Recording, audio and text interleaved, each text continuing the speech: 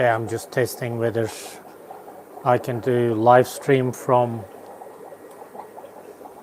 the fish room. So let's see if this is actually working.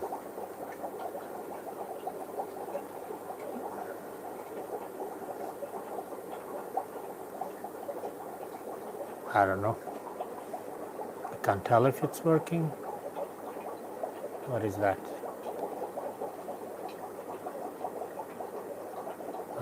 There's no. Okay. So anyway, I'm just testing whether the internet is strong enough in the fish room. I'm just in the fish room, just about to start doing my maintenance and checking for eggs and all that sort of stuff. Oh, hey Jeff. Obviously it is working, so you guys are too kind. I just like fish and breeding, so it's sort of, so I have kept a whole ton of fish and bred a lot of them, but I wouldn't call myself master breeder really. Very kind of you, thank you. So I'm in the fish room, just like I said, I'm just testing whether this thing works and also whether I can actually see the comments and stuff. So they just sort of flash on the screen. Oh, thanks, Rob. I actually watched a few of your videos. I just love your tanks, the way they are set up, Rob, in UK. Yeah, so I'll just turn the lights on and so that you guys can actually see the tanks at the back much better.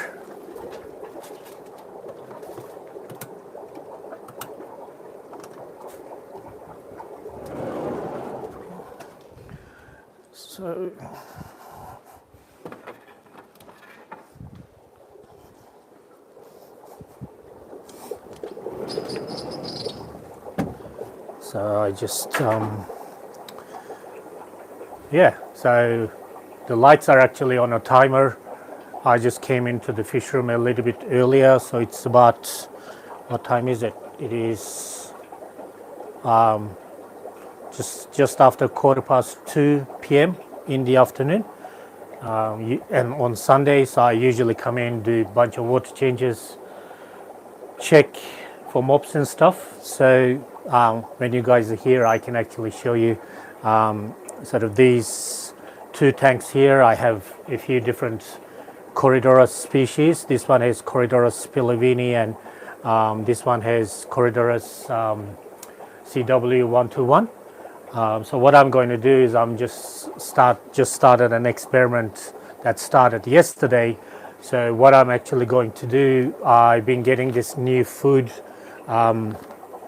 which is a sort of these soft pellets, and I'm going to basically just feed these tanks just this food and see if I can breed those cories. Actually, those are the species I haven't bred before, so this is a really good experiment to just try this dry food and see if I can breed those cories for the first time. So I got them about 3-4 months ago.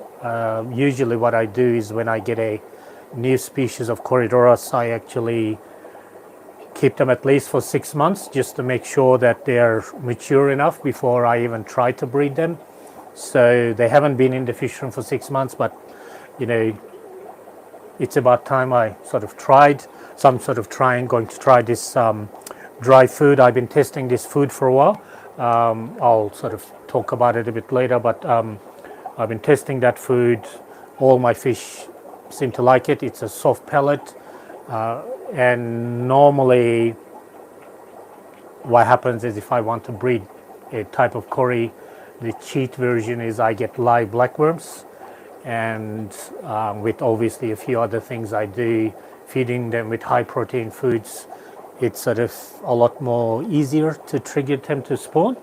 So, but I in the past relied heavily on the live blackworms, so I'm trying to see if I can breed some of my fish without that. And I actually in the last probably year and a half bred about 8 or 9 species of cories without any live foods, and so yeah, so I'm sort of trying to do it without live food, so that the super tricky ones I can still use the live blackworms, but anyway, so just give me some options, because a bunch of years back, the owner of the live blackworm farm was sort of thinking about retiring. This is sort of a long time ago, and then around that time I was like a bit worried if he sold his business, or etc., or he retired, if no one else picked up the business or continued doing live blackworms, supply might dry out. That didn't eventuate. New people bought the live blackworms, and that sort of farm, and that's working really, really well. So if you actually buy any Australian freeze-dried blackworms overseas, that's basically where they come from.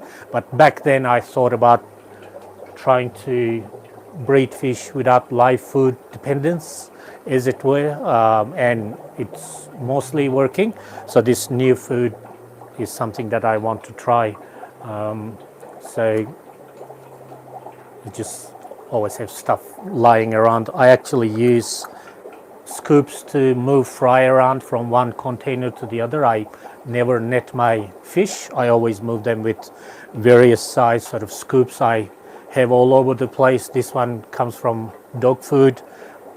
This one I think was a laundry detergent. So there's always, when you buy stuff, there's like scoops everywhere. So I never actually net the fry out.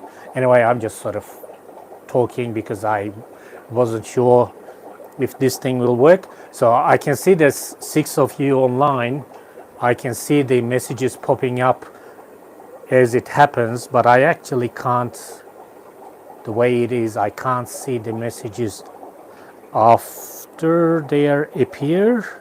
So if I actually go to my videos live, it sort of hasn't appeared yet. So let's see if it's in here. Content live. Nope, it doesn't show me. So I should be looking at the screen. Anyway, as I mentioned, I have 132 fish tanks in here, so it keeps me plenty busy. This tank you guys can't see clearly, obviously it's far away. There are super red bristle noses in there, ancestral species.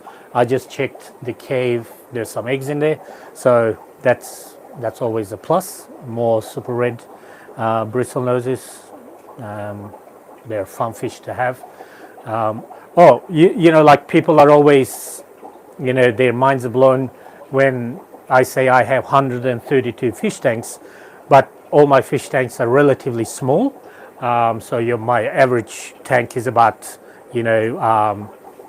sort of this size, roughly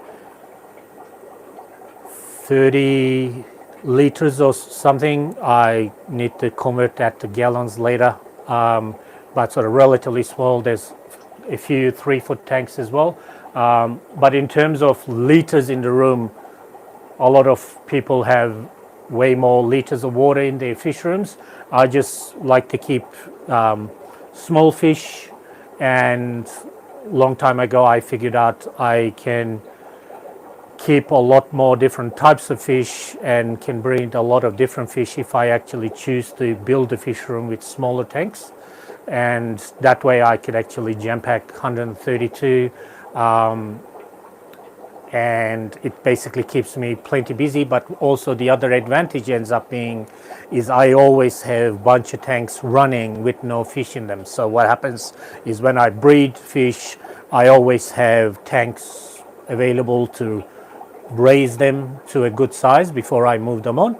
But also it also gives me the flexibility anytime I saw a type of fish that I see for the first time. I don't have to think about whether I have room in the fish room or not, there's always some tanks empty. So I actually buy the fish. So I tend to impulse buy too many fish, but but there's always some room. Yeah, so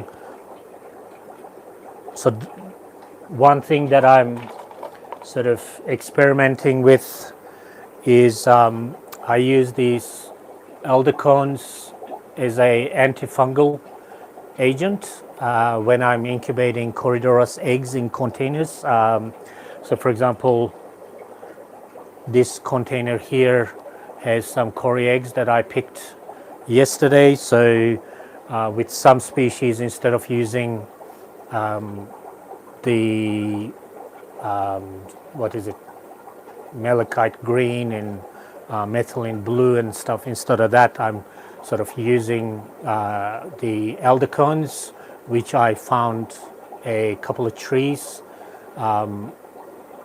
not nearby but sort of near by a lake. The elder trees seem to grow next to bodies of water, like next to creeks and lakes and stuff. So they're obviously native to Europe, but we seem to have them in Australia. So where I am, these elder cones. So me being me, as soon as I found the elder cone tree, I went and got myself a bunch. So that's kind of what I like doing in the fish room. Always like to have a whole heap of stuff available with me so that I can use them. So the other thing, hi Nathan, well, Mousy Files, hello. So Jeff is always very supportive. Jeff is the man, and also Rob from UK. And so yeah, so one of the things that I do with the elder cones, you probably can't see, there's actually some in the tank as well. So when these are in the tanks, I'm not really trying to use them for their antifungal properties. Obviously, it's just to get the water softer, just to add a bit of tannins. The other thing that I use for some of my Corys that are a little bit more tricky is I use oak leaves. So that one is obviously another non-native Australian tree. Sort of these leaves, I throw a few in a tank, and I always have a bunch in the fish room. So these days botanicals are a lot more readily used. People are thinking more about them. They're actually businesses that sort of supply those sort of things. Almond leaves, of course, is the leaf that almost started it. So I have them as well. So I tend to experiment and try things, like when someone says XYZ is really good to use, or when you do this is, helps you with your fish keeping and fish breeding. I'm not really a skeptical person, but I like to experiment. So when people actually make recommendations like that, I actually like to get the stuff and test it for myself, and see how they work for me. So the almond leaves and the oak leaves and those elder cones actually work. So there's actually, like, as you guys are writing, there's a whole heap of stuff that you can use. Magnolia leaves, I saw someone wrote there, they're also used by some people. I haven't found a nice enough source yet to go and collect them. I tend to sort of go and find the stuff myself rather than buying them, but there's places where you can actually order them these days. So I don't know if you guys can see this green water. I'm doing an experiment here to see if I can culture moina in small scale indoors. So I actually need to add some water into that. So this hose, I have It's working with gravity. I have 16 2-foot tanks. I age my water in. They're at the very top on the 5th level in my racks. So this is all plumbed into it with a tap, soft hose, so I can go to different tanks if I need to. It sort of helps, when I'm sort of washing containers, or that Corydoras egg container that I showed you. When I'm collecting eggs, I just get a clean container, fill the water from there. It's aged water and it's already up to temperature, so I'm actually using that to put the eggs in, so I don't have to worry about it. But it's sort of fresh aged water on tap, literally. So I have one on this end of the fish room, which sort of I can reach to about half the room, and I have another one on the other end that I actually use. And thank you all for joining, really. So this wasn't planned. I just decided to test whether this is going to work in the fish room. So with the Corys, I'm in the process of sort of recording a few bits of footage to do a specific breeding Corydoras video that can be like a quick resource for people to have a look at. I bred around 45-50 different species of Corydoras to date. It's because the group I like Corydoras, so when I see new ones, I'm always trying to get them, assuming they're reasonably priced, because some of them are well into the hundreds.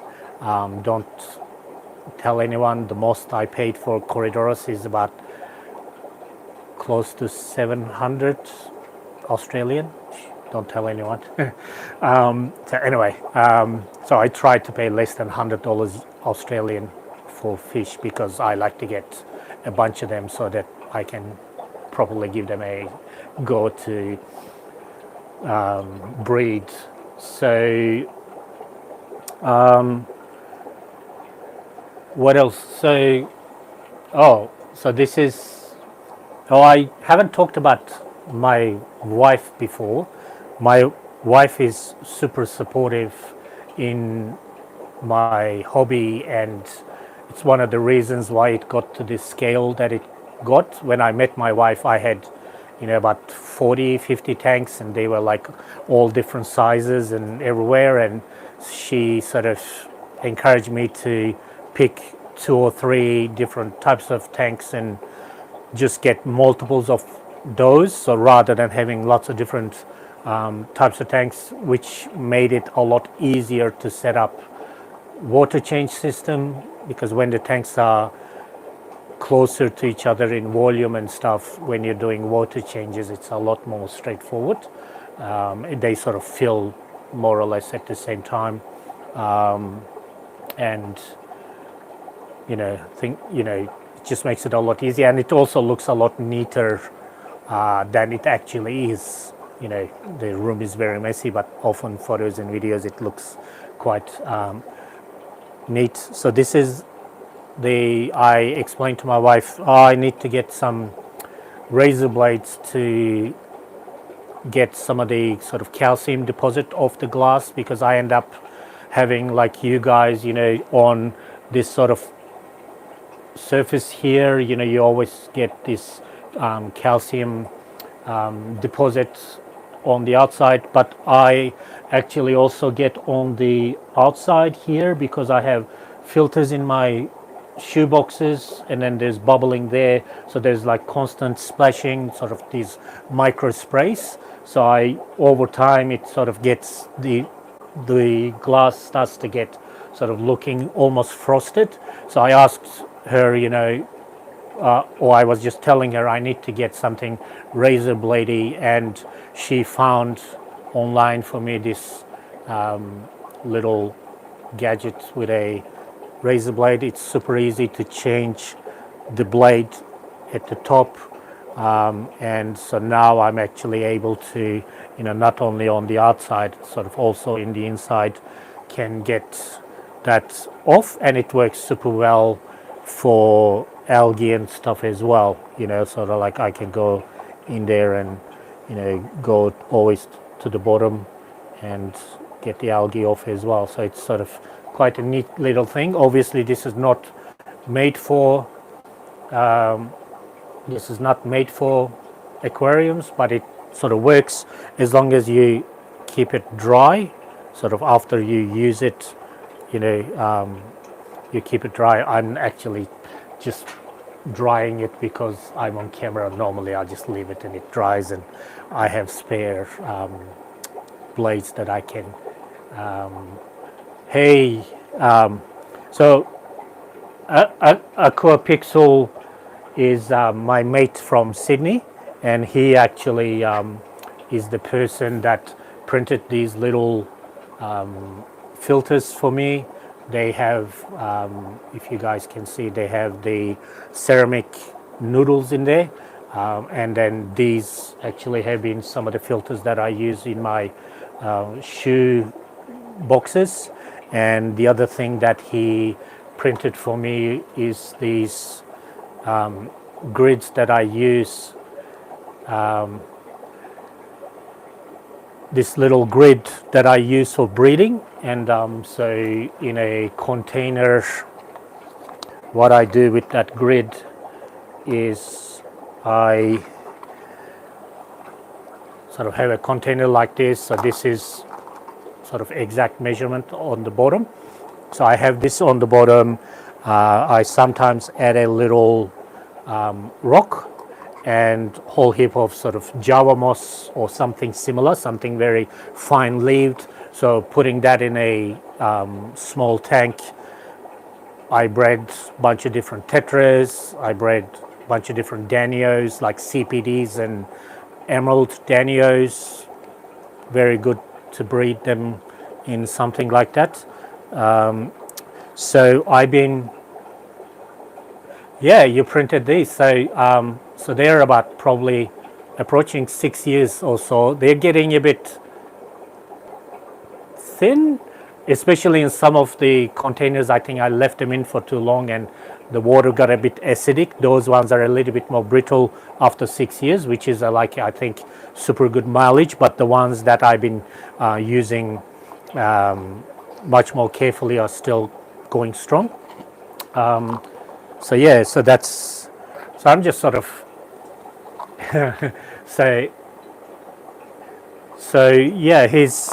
he's been sort of, he's a really good mate of mine. He also breeds a bunch of different things. He likes apistos and a few other things. As always, I'm trying to always encourage people to keep killies as well. So he's been doing that. And so one of the things that I do use is these outside, you can't see it. I'll need to go and get one from the top here. So these hang on outside breeding boxes. I'm sure you guys all have them, really. So I'm just opening a new box because things I buy, I tend to buy in multiples, so I don't have to, so basically what I do is whatever I think I'm going to need in the fish room, I budget and whatever. So when I buy it, I buy the number that I think I'm going to use today, plus a few more, so that when I set up a new tank or I'm trying to breed something else, I don't need to take equipment away from a tank that I'm already using to breed. So I got these hang on the outside breeding boxes. I'm sure you guys know them anyway. So they come in a bunch of different sizes. I got this thing. So come out, wherever you are.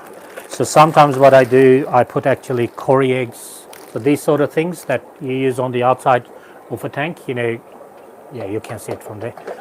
So I have that there. I sometimes put eggs directly in there. Sometimes I put fry in those.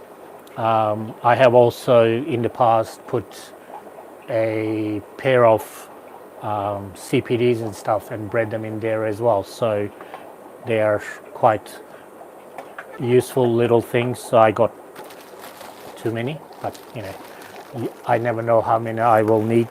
So this is one of the more recent purchases for me. I always had about 3, and then recently I bought a whole bunch more because I started using them more. A friend of mine uses a lot of them, so I got a bunch of them. So some of the other things that I use in the fish room, I have these little drop pipette like things. So I use them to sometimes put brine shrimp in tanks. I also always have,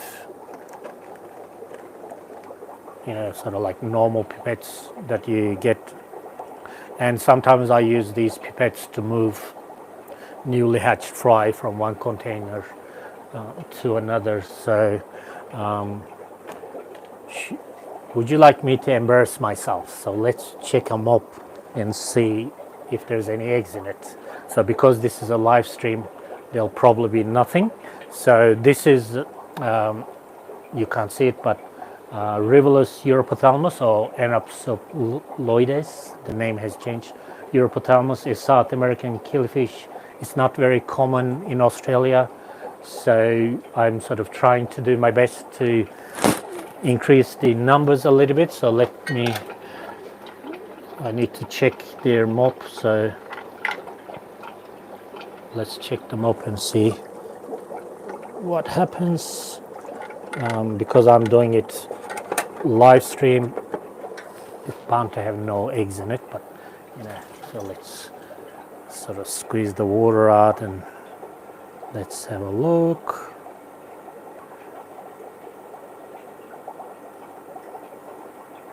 So far nothing. Oh, actually, can you guys see that egg there? Where's the thing? I don't know. Trust me, that's an egg. Okay, so that looks a bit better. So that's quite handy. So that's quite a large egg. So what I do then, I currently don't have a container for these, so I'm going to basically just show you exactly what I do. I'm just going to use this container. I'm just going to use my aged water, going to turn this tap on.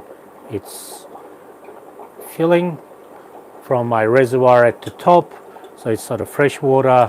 I could also use the tank water. Sometimes that's also a good idea, but you know, same thing. So I get the egg and then it goes in the container and it's in there now. So it's a new container started for Europophthalmus. So I have to thank those fish and feed them a couple of times extra today because they didn't embarrass me in front of all you guys by having some eggs in the mops.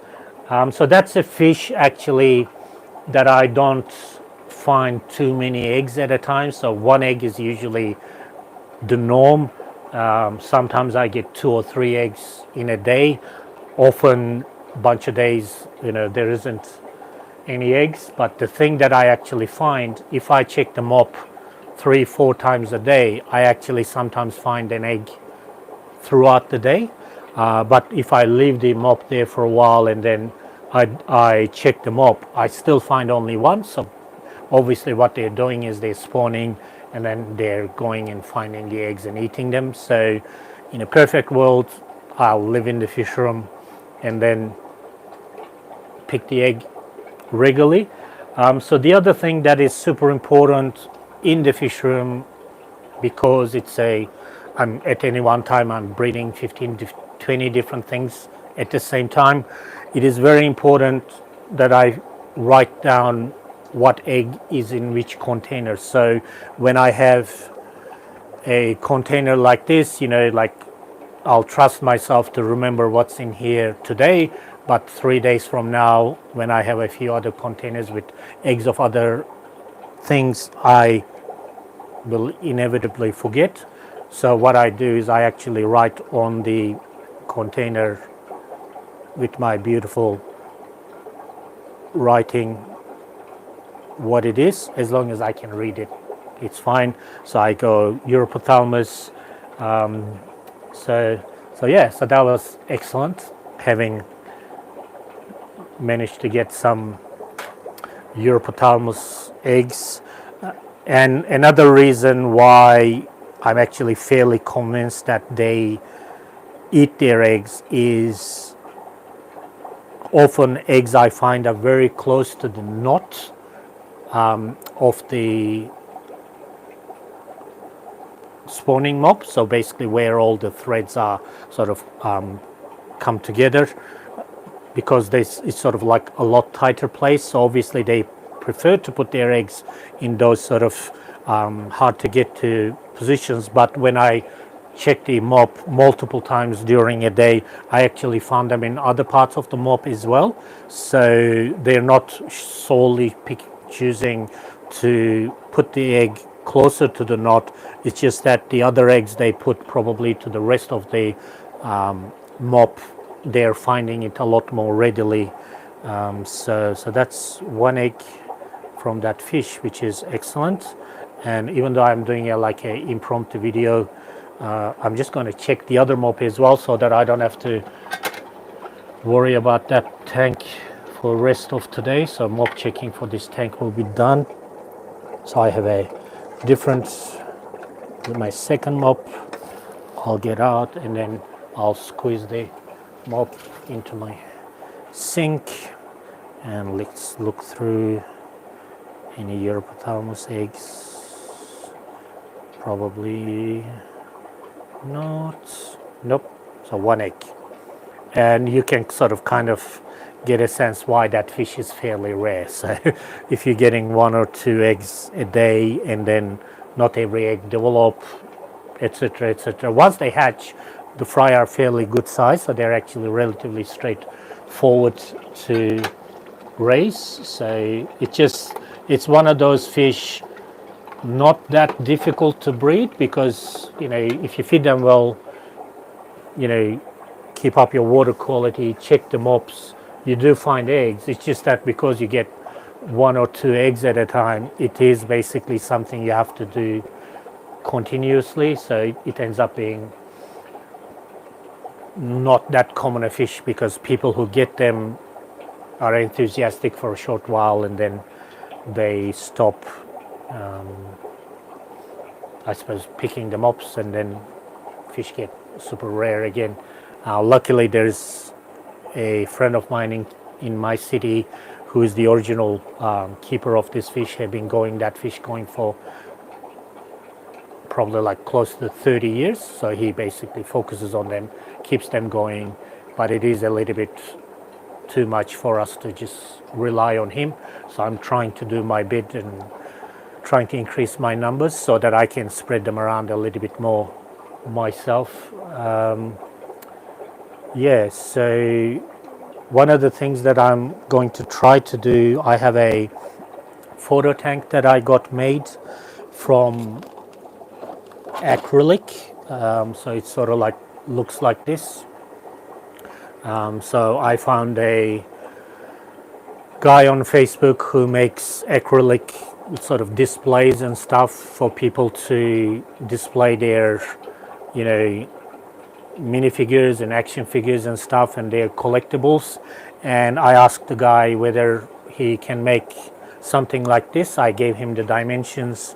He made them for me. I got about 8 of them, I think. So I've been taking photos in these, but recently I found online a Japanese little container made for Medaka rice fish. So it sort of has a matte black background, so you can sort of see the size difference. So I bought this one and because it has matte black and one side actually is has the black and the other side is open, so light actually comes in from two directions. And it also, if I can actually bring it to the, so it actually traps the fish fairly close to the front, so it actually, then it's actually a lot easier to keep the fish, you know, in focus when you're taking the photo. So then what I thought, well, I can't really do that because this is sort of a special, if I can actually take that up, it's a sort of a, see, this is the insert for that thing. It keeps the fish at the front. So it's a really great idea to photograph, to take photos of rice fish. That's what they sold it as. But I've been photographing my Danios and Tetras and my killifish, and this is working very well. But what I want to do is I want to be able to take photos of groups of my fish as well, not a single fish, but a number of them. So this sort of works, but often what I do is I put a sheet of styrofoam at the back so that there's something at the back, so it's like white and doesn't look very good. So what I did is I bought some matte vinyl.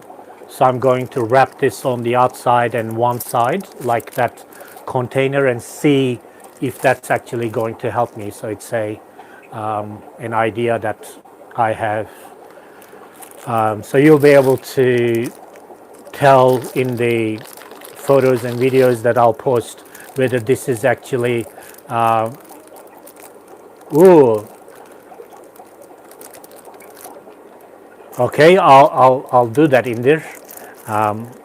Echo Pixel, you're the man. So yeah, I was going to experiment with this vinyl. It's the sort of vinyl that you wrap your cars and stuff with, but I just thought I'll give that a go and see if whether that will work in the short term. So yeah, so that's one of the plans or little projects that's happening in the fish room. So those of you who like taking photos and videos of your fish, I recently got these little light boxes, so they sort of work quite well when I'm taking the photos on in those in these containers. So what I actually do is I have the light on and sort of around literally this far at about 45-degree angle, and that I seem to get my best photos that way.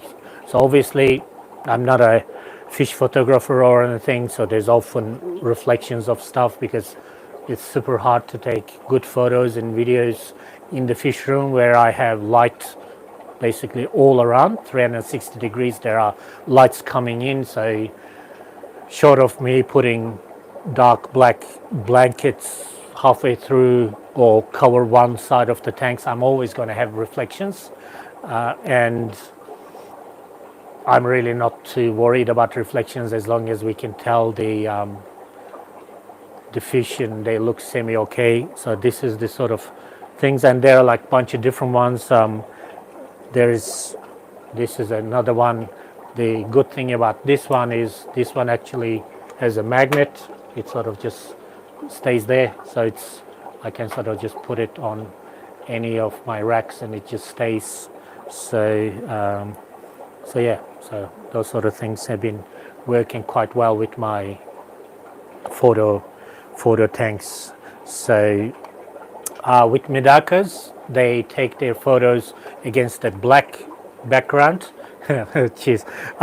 And also I have another one. This is actually in its packaging already. It's the exact same thing, but this one has a white background. So depending on the type of fish, you can take the photo of the fish on a black dark background or in a light background. So it's been quite useful. But obviously, when I put Corydoros in there, it's too cramped.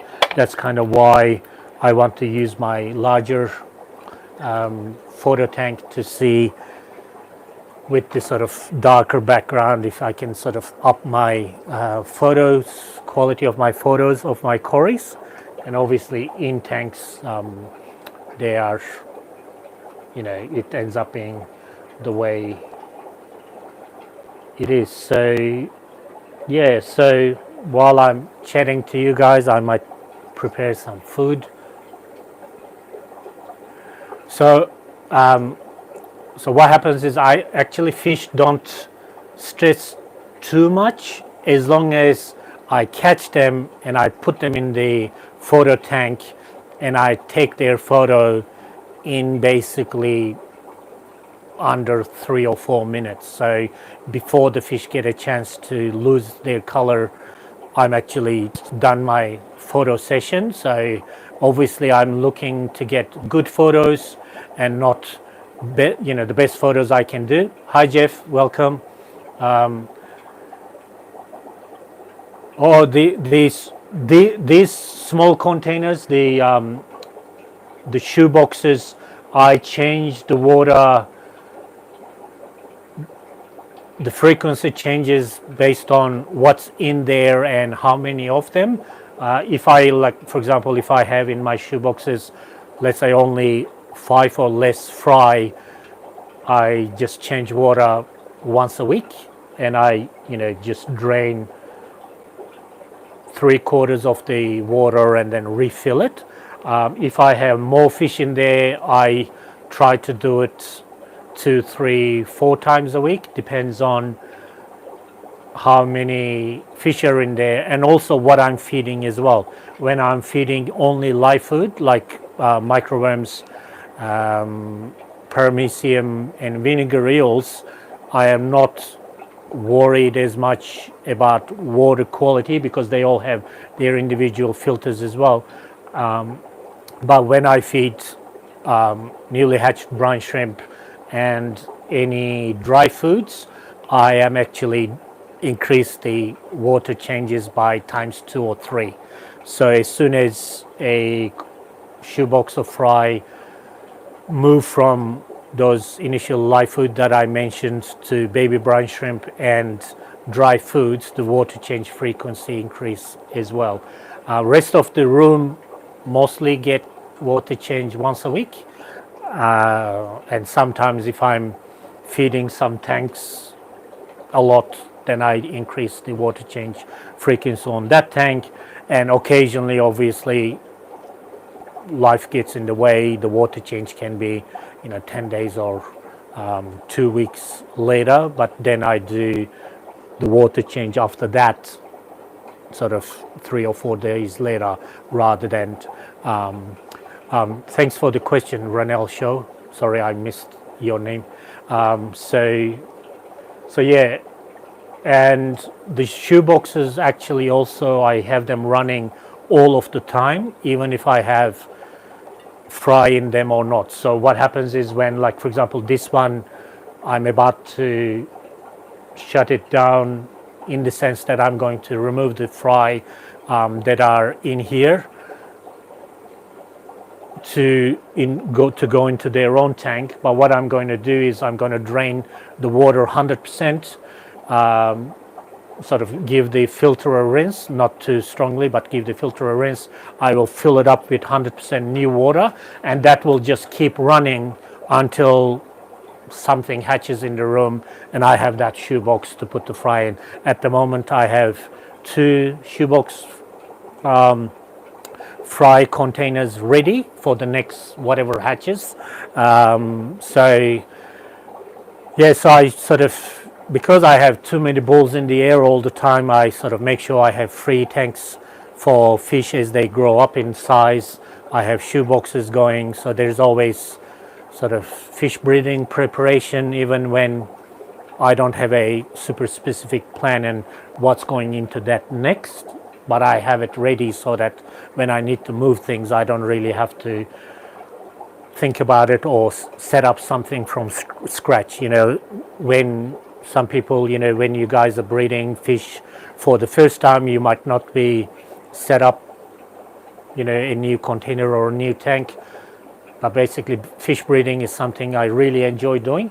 So I have all of that going so that when the fish breed, all my equipment and systems are sort of in place. My live food is happening, my containers are ready, etc. So it sort of ends up being relatively easy to do the next stage, because as far as fish breeding goes, in my opinion, fish breeding is the easiest part.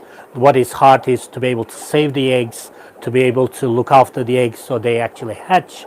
Once they hatch, to be able to keep the fry alive for the first few days, and then to be able to get them to start put on size and stuff. So those are the hard parts of fish breeding, in my opinion. Fish actual breeding is for me the easiest part, and because I am always trying to breed way too many different types of fish, it actually keeps my disappointment levels to minimum, because I'm trying to actively spawn 15-20 different things. When 6 of them breed, it feels like I'm a good breeder, whereas there's the other 14 hasn't bred.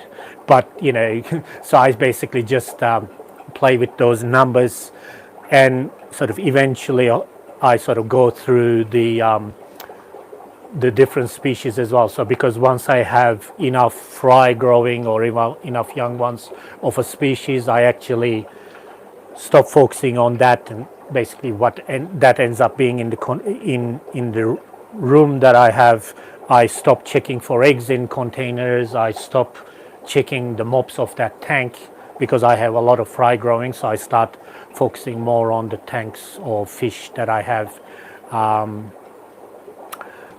Haven't bred too much of before. So yeah, and other like random things, kitchen things that you should always have in the fish room, or I should have in the fish room. I always have Ziploc bags to store some of my killifish eggs and stuff as well. So that's kind of what I do. So this is pretty much a random. This is a very random video live stream that I put up, and talking about turkey basters. Ta-da! Here's some I prepared earlier. So I end up having a bit of everything. So you guys can't see, but I have these drawers that I pull just underneath this camera, which you can't see, but like I have these drawers with sections, so there's a lot of them, so I pretty much know where things are, so I just pull that and get whatever. So yeah, so like for example, talking about those Ziploc bags, this is a peat bag of a annual killifish. So storing these eggs for 3 months, and then I'm going to wet them, and fingers crossed this species will hatch. Currently I don't have this species in the fish room. This is Constantiae. It's a friend in Melbourne. For those of you who are not in Australia, which is most of you apart from my mate Inder, it seems like, Melbourne to where I live is about 8 hours drive away. So my friend in Melbourne, he sent me this peat with eggs in it. So I'm going to, and it was collected on 30th of May. So I'm going to, first week of September, I'm going to wet these, and I'll probably do a video of it. Oh, hey, Bill. Hey, good to see you, Bill. So hopefully I'll get a bunch of fry, because it's, yeah, I got some Racovii here. I also, my friend Trevor, who lives relatively close to me, about an hour away, he has some breeding as well. Talking about annuals, I'm going to be trying something new in the fish room because I talked to Trevor about something and he tried it and it's working quite well for him. So the thing that I'm going to try is I'm actually changing my containers that I collect annual eggs in. So what I have always done in the past is I use these plastic takeaway containers. So like this, I put peat moss in them and I cut a hole at the top. I'll just take the stuff out of it. And what I do is I fill that with peat moss, sort of depending on the species, sort of around that much. I submerge that in the annual killifish tank.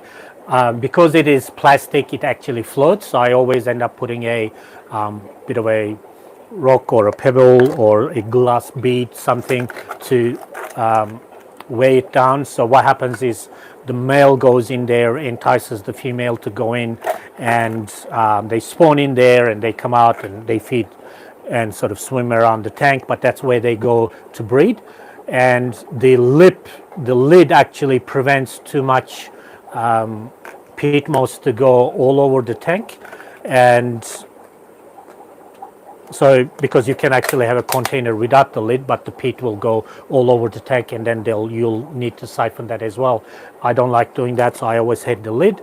But the container that I was suggesting to Trevor, because I saw someone, I can't remember who, online using a little terrarium thing like this. So this is glass. So using this, you don't really need to put a weight in it as well because it already sinks to the bottom. So you put the peat moss around that much because it's curved. As the peat gets moved around, it doesn't go all over the place. So at the moment, I'm replacing all my those plastic takeaway containers or soup containers with the cut-off lid. I'm replacing them with these glass ones. And for non-annuals, so those killifish that actually spawn in mops and things, what I'm actually trialing, and I'll actually pull that out of a tank and I'll actually show you. What I've done is, hopefully there's no fish in this, I'm just pulling it out of the tank. So let's see if this is, so what I've done, just to keep it contained in the tank, I actually shoved all the spawning, there's 2 spawning monks shoved in there for this killies to go in and spawn in there. So this just came out of the Fundulopanchax flamentosum tank, and they are actually they're like a switch spawner. They can spawn in peat moss as well as on mops, but their eggs are not very sticky. So when you have the mop lying in the bottom of the tank, they'll readily spawn in there. But when you move the mop to check for eggs, actually eggs can fall off if they're not like in the very center of the mop. So I thought with this non-annual flamentosum, I'll keep their mops in there. And I actually haven't checked this mop forever, so I'll actually go through that and see if they spawn. So this is another way I thought I can use these little glass containers excuse me, sorry, in the fish tanks as well. It keeps the mops all sort of centralized somewhere, and it's sort of relatively easy to take them out of the tank as well. So the mop is, let's see, so that's sort of one of it, and then there's another one in there, and yeah, so hopefully this is working. So I've been breeding killies for, I don't know, good 25 years or so, and I'm still trialing new things all the time because there's never, you should never assume what you're doing is the best way. So I'm always trialing things, and also what I try to do is I try to make sure that whatever I'm doing is the most time efficient version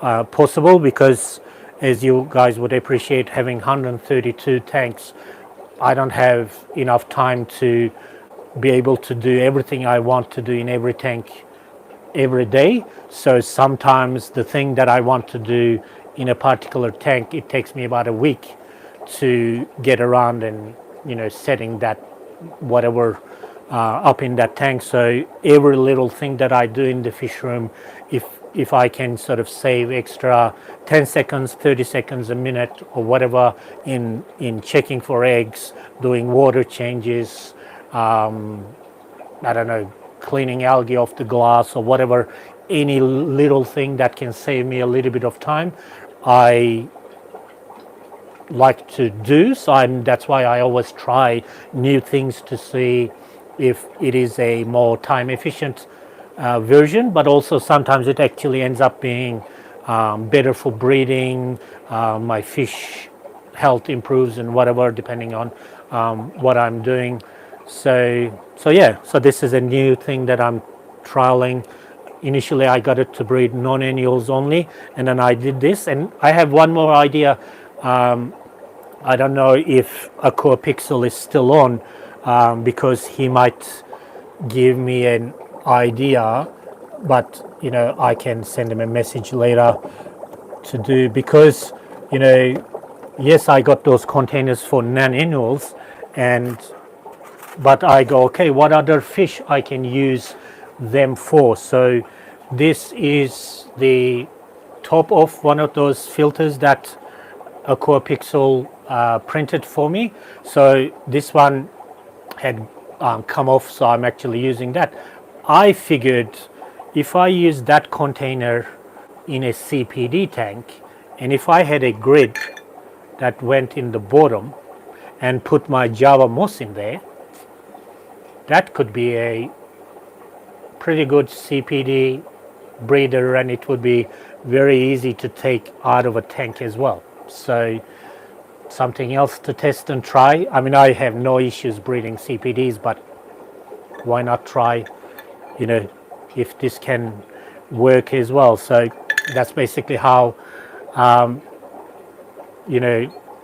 so it basically, it needs to fit through there. So that's the trick.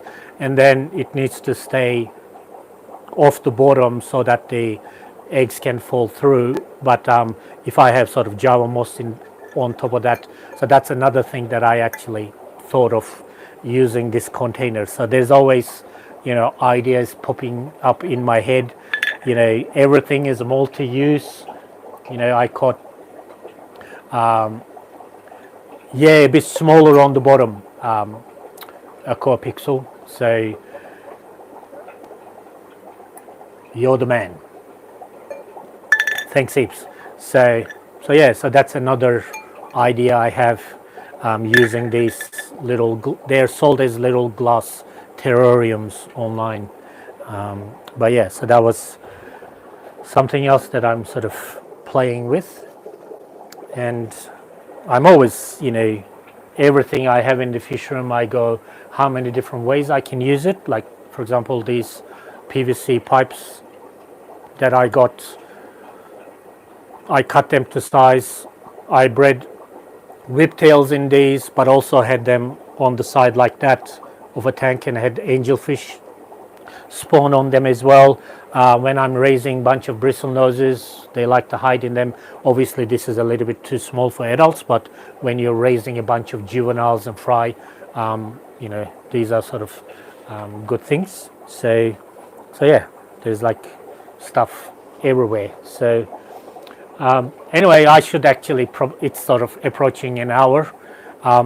Thank you so much for you guys joining in. I was just impromptu, thought I'll start a live stream, and whether it works internet wise, and I'm assuming the footage, the image, and also the sound has been without cutting and stuff. So I assume the internet in the room worked quite well. So because no one said the sound was a bit odd or whatever. So yeah, hi Greg. So and yeah, so the two. What else I can tell you guys about? The two plants that I use a lot in the fish room are Anubias and Java fern, and because they don't require much maintenance, they grow very well. And oh, let's just because I'm on video, let's do something that I've been meaning to do. So what happens is I end up having Java fern and Anubias in tanks for long periods. And so, for example, this one has been growing on the rhizome. Yeah, Bill, I'll do that. I actually need to get on Miwi, or however you pronounce it, a little bit, because I haven't logged on there for a year and a half. So I need to refigure that one out. So I'll do that, Bill, for sure. So what I do with these, so this, I don't know how many years growth is that. So I will actually end up making, so you need to be sort of not too gentle. So I cut bits of the rhizome like that. So it doesn't really need to have any leaves on it, but I'll leave this one with a few leaves like that. Even, you know, this one,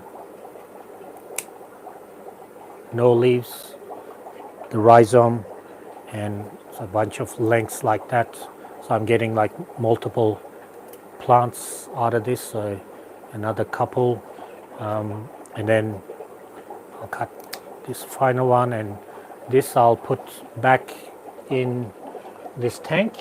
For those of you who've been here since the beginning, I'm setting this tank up to try to spawn the cories in here for the first time. So one of the things I do as I'm preparing that tank, I reduce the different places they can place their eggs, so that when they spawn, I'm more likely to notice it. So having 132 fish tanks in the room, sometimes there is that danger that a fish will spawn, but you won't notice that they have spawned, and the eggs will be on the places. And if you don't look for a day and a half, they can actually they'll actually start to eat the eggs, or the eggs will hatch and they'll eat the fry. So by reducing the surfaces that they can spawn on, or surfaces that are a lot easier to check. So like now I left that Anubias with a few broad leaves, so I'll be able to check that much better. And all these pieces, I'm going to put them in some of my tanks on the bottom, and then these will start sending new leaves out in the next few weeks, months, and then I have more Anubias to put in other tanks. So that's why I love Anubias. It in my room I can't kill them. So so in terms of dwarf cories in my room, I have the Habrosus and also Pygmaeus. I stopped breeding my Hastatus, gave my last few to someone, and then since then I haven't been able to find Hastatus in Australia. So as soon as I find Hastatus again, Cory Hastatus, so that's another pygmy cory that I'm going to get. But at the moment I don't have Hastatus. I do have CW133, which is grows a little bit bigger. It's kind of sort of, oh, that's great, Bill. More killies the better, actually. So more people should be keeping killies. So, and oh, the other thing I can show you guys is I'm about to restart my microworms. So I made a my bread, yummy. Would you like some? So this is my bread, milk and dry yeast mixture. So a lot of people for their It is enough actually. So a lot of people use, if you look at online, a lot of people use oats, quick oats or just normal oats for their microworms and things like that because it's cheap and readily available. I find I have a lot of tanks in a small space and I end up having a fair amount of live food cultures as well. Less smelly it is, the better. Even though I have exhaust fan, I can turn on to get the smells out. So I find the mixture I make with white bread, milk, and yeast doesn't smell, and even like old, like this is as dodgy a culture as it gets. Let me bring that to the camera. So this is a culture that I really let it go way too long. So even this one, when I do that, it actually doesn't smell very bad. Ooh, look at the mold, very nice. So that's kind of why I really like that white bread, milk and yeast mixture, because even when it smells off, it sort of smells like a bit like stale beer. That would be due to yeast, but it doesn't end up having that pungent odor of a oat culture. So, and the production is really, really good. Due to the amount of yeast I use, maybe my cultures actually go really great for a period and then they start to decline, but that doesn't matter for me because when that happens I start doing setting up the new ones, and often in my room my microworms sort of crawl up about that far up the side of the glass. So Bill actually with that same culture, so this is actually a bit have been groundbreaking for me. With this same culture, what I do is I culture my microworms. I also have banana worms, which are said to be smaller than microworms, more or less the same thing. I culture them on the same thing. And I also recently started on this. I am culturing vinegar eels. So normally you have your vinegar eels in a liquid culture, and so I'll just without doing a advertising for a company so without doing the advertising, so this is my vinegar eel culture. Sort of it's apple cider vinegar with some sort of half or 3/4, 1/4, whatever, one and some apples. So that's the liquid vinegar eel culture. But normally what happens is it is a little bit time consuming for me anyway, like I explained before, to try to get the vinegar eels out to make sure that I'm not adding too much acidic medium into fry containers, because sometimes they're that small. You have to rinse them and wash them and whatever, so it takes a long time. So what I started doing, cut a long story short, I started using that dry mixture in containers, and all I do is I actually pour some of that vinegar eel culture on the container, and vinegar eels actually grow in it and they start crawling up the sides like microworms. So all I then do is scrape them off the sides and feed fish directly, and I don't really have to worry about adding adding vinegar or acidic medium to my fry tank. So that's working very well. I do have grindle cultures as well. I'm not as good with them because I haven't put them in my rotation yet. So I'm always like, oops, I haven't sort of rinsed these grindle worm cultures for a while. So I'm sort of always like, they almost like reduce to very little. They come back and then I ignore them and they reduce to very little. So vinegar eels, the grindles are a bit of not a success story in the room, let's say. I also have some white worms in the fridge outside, and that's another culture that I'm actually trying to revive. So I haven't had them for a while, so just got a little bit, so I'm sort of trying to bump their numbers up as well. With my microworm cultures, I try to do new ones every 2 to 3 weeks, and it ends up being mostly I go the way I measure it. Let's get a container. I'll use my egg container. So basically what happens is when they stop climbing up a lot on the side, so when it's sort of centimeter or less climb on the side, I go, okay, it's due to set up new microworm cultures and stuff. So that ends up being every 2 to 3 weeks. And occasionally what I do is some of my old cultures, I just put a new spoonful of new bread, white bread and milk mixture in there to keep some of the old ones going as well. So, but it was sort of time to do so for Australian viewers. All of this is just one loaf of white sliced bread. So that's how much I do, and this does, depending on how much of this I put in a container, it does around 6 to 8 sort of containers like these for my cultures. So I end up, if I do 6 containers, I set up 2 for microworms, 2 for banana worms, and 2 for vinegar eels.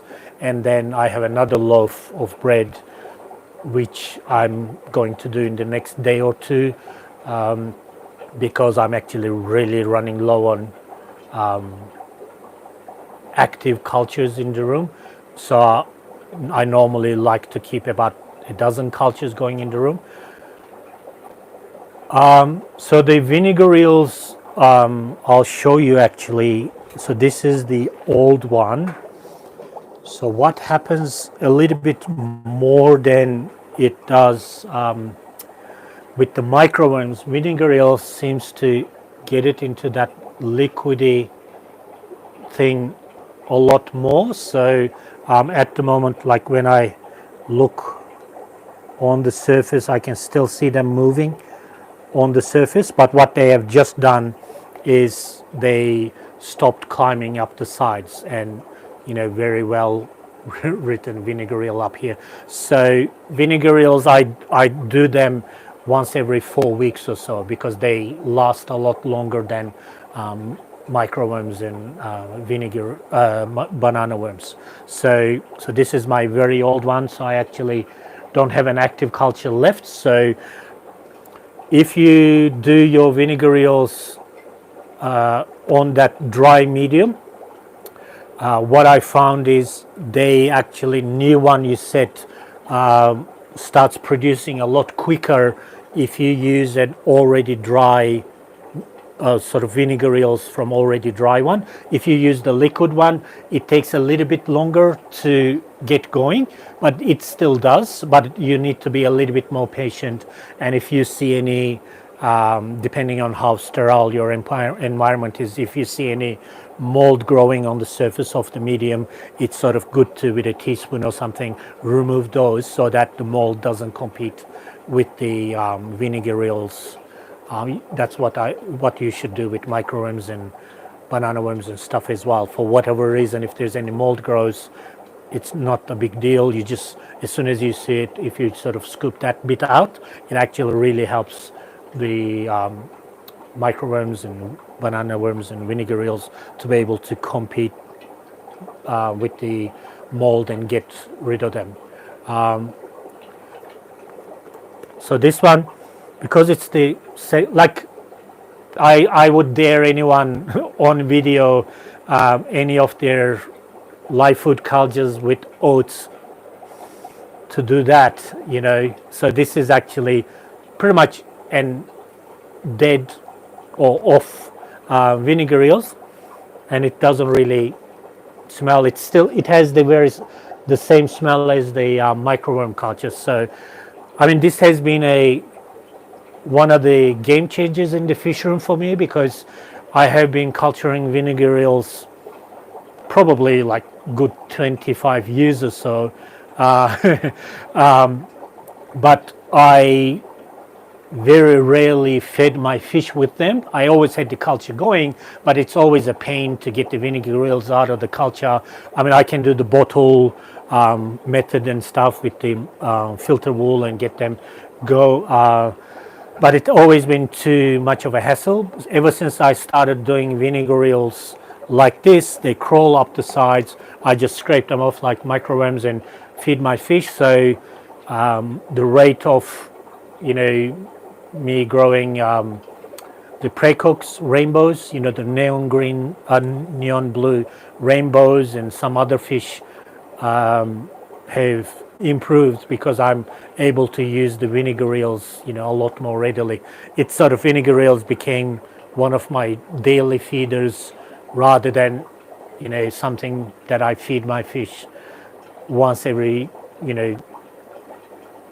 6 months or so, because they are a bit of, for me, it's time consuming to get them out of the tank. In that same time, I can do other things. Anyway, so that's my culture. So you guys can't see, when I'm moving my camera around, I actually have a laundry sink with hot and cold water tap built in my fish room, so I can actually wash things.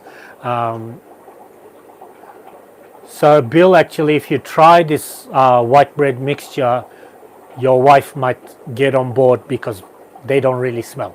It basically smells if you drink a bottle or a can of beer and drink half of it and leave the rest on the bench, and it starts to smell a little after a while. That's kind of how it actually smells. And I find the production is so much better. I got the white bread recipe from my friend John, the guy who actually breeds the Europophthalmus many years ago. He gave me his Dutch, so he does everything super precisely, and his fish room looks like a lab. Everything has its spot, and you can't even see algae anywhere and things like that. So when he gave me the recipe, he said, exactly this much bread to this much milk to this much dry yeast.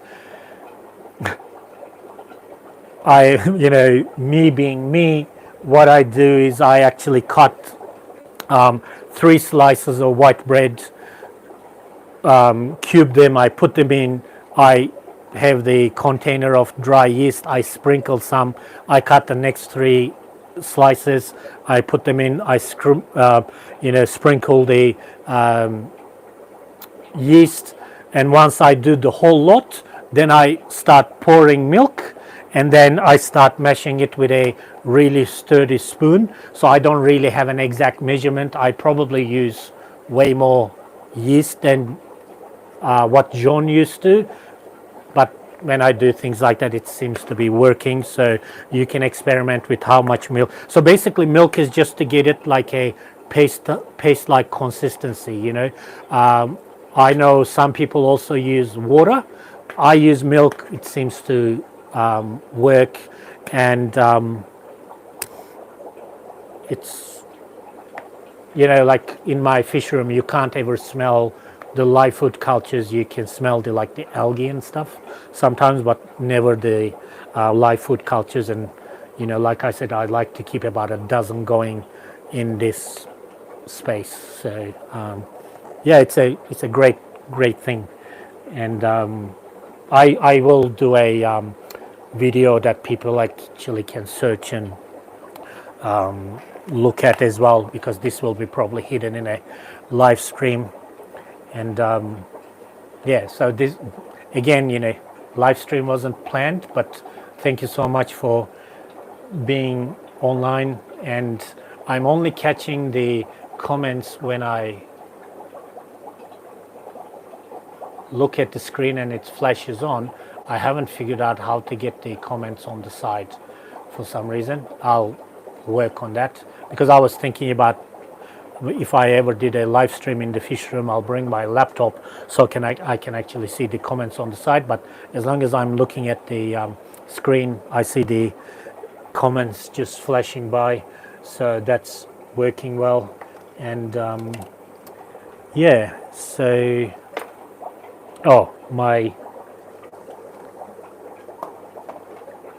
so this is my decapsulated brine shrimp that I've been using. So I go through a fair bit of it. So it's one of my go-to dry foods.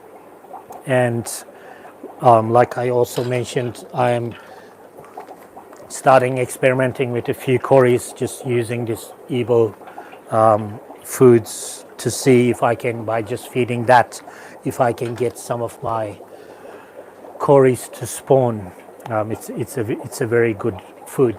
So talking about random aquarium gadgets, this is a little scraper that you can get for your glass cooktops and things like that. And so it has this plastic blade. It sort of looks like a razor blade. It's just made from plastic. It has a sharp edge. So I'm finding this being all plastic, it's a really good algae scraper in tanks. And there's nothing in here that will sort of deteriorate, or no metal. So I also have used Repashy as well, fair bit, in my fish room. I still have some Repashy actually that I use occasionally, and it does work for my Corys and Killies. Really go for them. I find Repashy also works super well with rainbows fish as well. And one of the so this is a sort of like a different type of I actually haven't tried that one when Repashy stopped being available. So this is a paste version of the food. So actually I get a little bit out with a tweezer, and then I make it into the sort of shape I want, if I want to shape it at all, and then I drop it in my tanks. So that works quite well for the different bristle noses and stuff I have, and also works for the Corys. For the Killies, I prefer them to be granulated already, because Killies are a little bit active feeders when they're used to your feeding routine and the food you feed. So as soon as I drop a large piece, one Killie will take it all in its mouth and swim away with it. So instead of feeding all your fish, you end up feeding just one. So that's why those pellet-like things don't really work. And Repashy didn't sort of work as well for my Killies as well, because one of them will try to gobble up the whole bit and try to swim away. One way to get around it would have been to leave a really big chunk that they take bits of, but then I didn't want to overfeed the tanks, especially since I use smaller tank sizes. So my room for error for excess food is not as much as some other people who keep their fish in larger tanks. So when I was feeding the Repashy and gel foods like that for the Killies, I like already granulated smaller food for that purpose. It's just my personal thing, but they ate it. They liked it a fair bit. It's just that I couldn't feed all the fish in the tank. One or two of them will be really well fed. The others would be still looking for food. So and that's another thing with killifish. In the past, people used to say they are a relatively straightforward fish to keep as long as you feed them live food all the time. My Killies only get live food when they fry. When they're adults, they actually move on to dry foods. I do this for a bunch of different reasons. One is it's a lot easier if I can feed the same sort of food to all the different types of fish I have. So I try to use food that works with pretty much everything, or as many different types of fish as I can, so I don't have to constantly change from one container to the other. So when I'm feeding decapsulated brine shrimp, it's the decapsulated brine shrimp hour, so everyone gets that. When I'm feeding granulated food, it's the granulated food hour, so everyone gets that. So that's one of the reasons why I don't feed my adult killies. Even my annuals, the nothos I have, they take the granulated dry food. It's usually a matter of training your fish to recognize the food as, dry food as food. And I find these soft pellets of this brand is actually must release a scent. So even from day one, even the nothos went for them. So that was a big plus for me. And the other reason I like to feed my killifish dry food is if I sell some or give some fish away to people, not everyone can culture or have access to live foods all the time. So what I want, any fish that goes from my fish room to other people's fish tanks or stores or wherever they go, I want people to be able to feed the fish I bred from day one. So for me, it is really important that if you like, the next stage of the fish's life is as smooth and comfortable a transition as possible, because the water conditions are going to be different. The accommodation is going to be different. They're going to be stressed going from one place to the other. The last thing that I want them to not to be recognized in dry foods. So I always make sure that all my fish, from my cories to killies to my danios, raspberries, livebearers, everything recognizes dry food as food. So there's zero food transition for the fish. Some breeders I know, they're basically interested in breeding and raising the fish, so they use a lot of live food, which is all, high Winoksky. Hi Winoksky, welcome. So this is my random live stream that I just started doing out of the blue, and thank you for joining, much appreciated. So yes, some people I know just use live foods all the time, which is great for getting your breeders to condition, getting them to fill up with eggs, for them to spawn. It is very good to raise the fish to a good size relatively quickly and stuff. But if they go through that, if they don't go through that dry food stage, then they go to the shops, they're stressed already, they don't eat at the shops, or they don't eat at the wholesalers, so they're, by the time they go, okay, I'm really hungry, I'll give dry food a go, the fish is unnecessarily stressed, in my opinion. That's me, that's how I do it. And, not everyone can do live foods. When I buy live blackworms, I buy them like half a kilo, or maybe 250 grams at a time. It's a lot of blackworms. So, some people keep them in the fridge if they have a very forgiving partner, or they have a special fridge for their live food. What works for me in my fish room, when I get live blackworms, I keep them in buckets on the fish floor, because I heat the room. The floor is usually 20-21 degrees, even when my tanks up here are about 25-26. So I manage to keep the worms cool until I use them all up.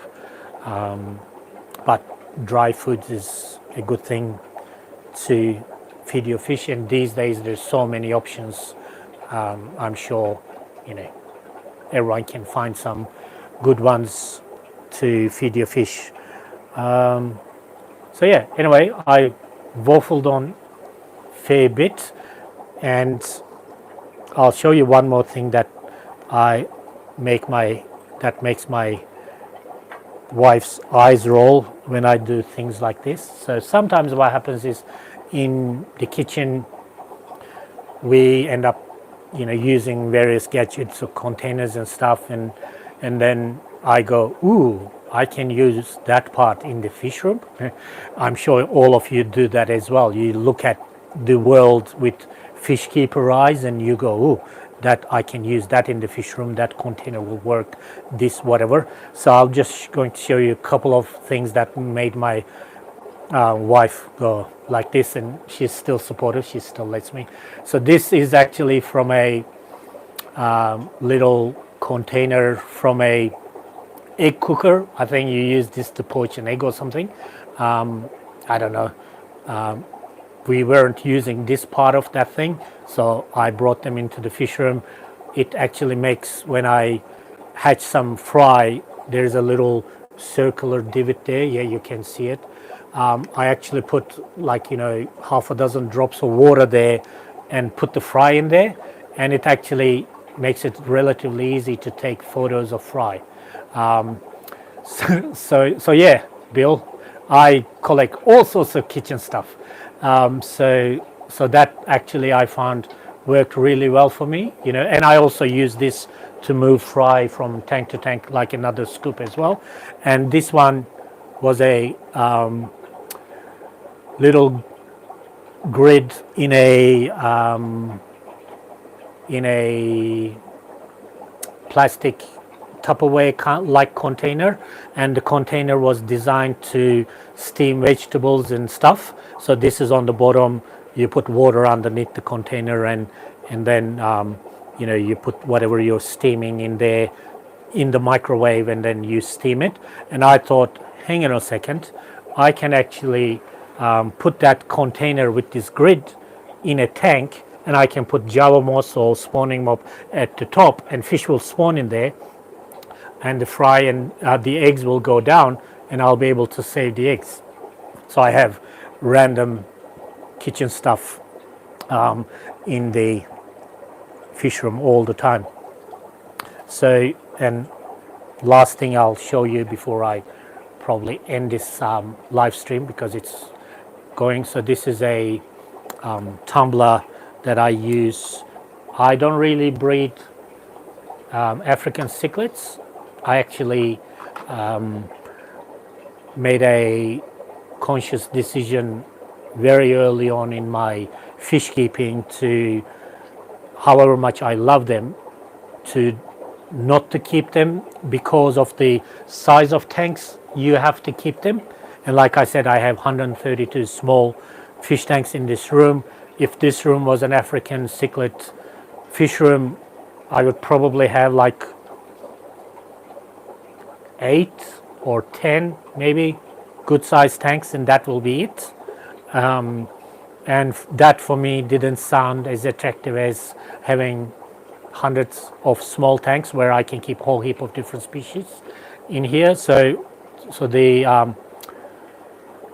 the tumblers, I use them for my cories. I use them for the bristlenoses. Sometimes when they kick the eggs out of the cave, I take the eggs out and put them in these. But I also occasionally tumble killifish eggs in these as well, especially this Europothalmus, where I struggle to get the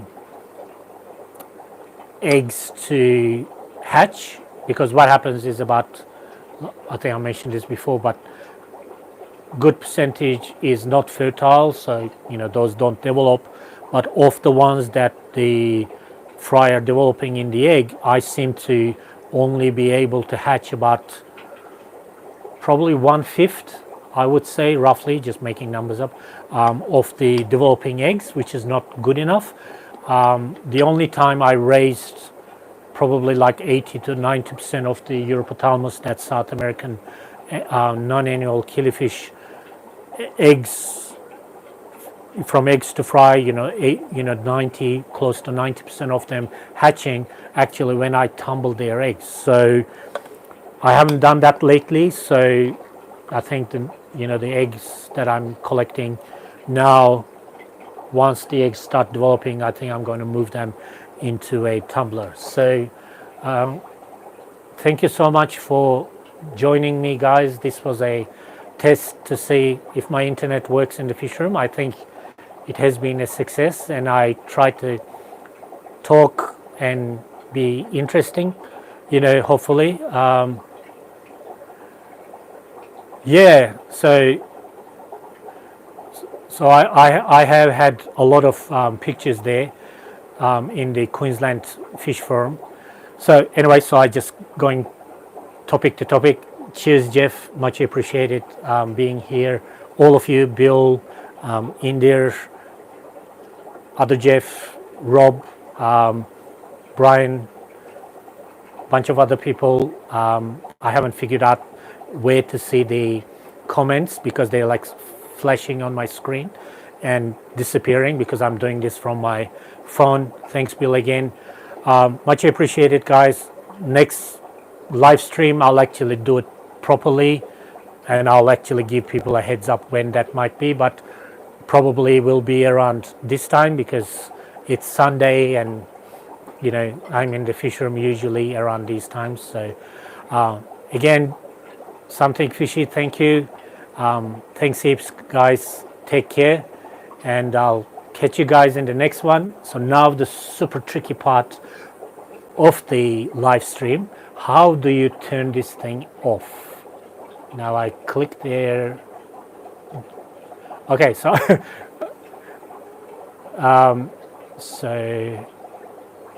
okay, second device on mute. Yeah, I did try on trying to get it on my other phone, but it seemed to not come up, so I need to play with it a little bit or have my laptop here because these days the camera quality of phones is so much better than any laptop camera or even some of the webcam. I have an old webcam. The quality of this video is much better than that one as well, so that's why I sort of tried the phone. So anyway, thanks heap, guys. I think I figured out where the button is. Sorry, I'm just looking across the sign, and it will, yeah, delete comments. Yes, I will learn one day, with you guys' help. Thanks heaps for the feedback, and catch you guys later. Okay, cheers, guys.